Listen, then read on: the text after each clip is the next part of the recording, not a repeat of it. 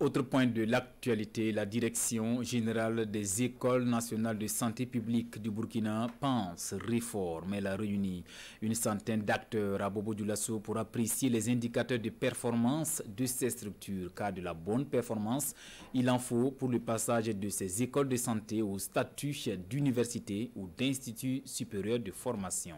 Manika Ien et Ali Traoré, explication. C'est le premier conseil pédagogique et le seul d'ailleurs des écoles nationales de santé publique du Burkina pour cette année 2020. Coronavirus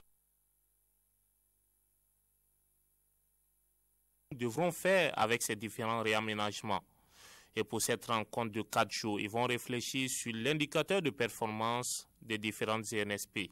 Nous passons en revue les rentrées scolaires, les effectifs dans toutes les 10 régions de l'INSP que l'INSP a. Ensuite, nous passons en revue les résultats de l'année dernière pour voir qu'est-ce qui a marché, qu'est-ce qui n'a pas marché. Et au cours de l'année, le deuxième conseil pédagogique, logiquement, devait analyser le programme d'activité pour voir si nous avons réalisé tout le programme pédagogique, tous les cours et si c'est conforme à la règle internationale.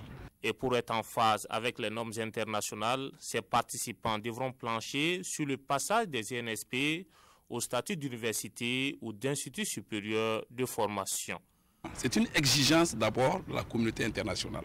Si nous ne passons pas à l'universalisation, un infirmier qui est formé à l'INSP au Burkina ne peut pas travailler dans les institutions internationales, ne peut pas travailler à Abidjan, ne peut pas travailler à Dakar, ne peut pas travailler au Niger, parce que au Niger et à Dakar, ça fait plus d'une dizaine d'années que le niveau de recrutement était le niveau bac. Et nous, on a traîné sur ce point. Il y a même l'uniformisation qui est une exigence de l'OAS, qui est une exigence de la communauté internationale.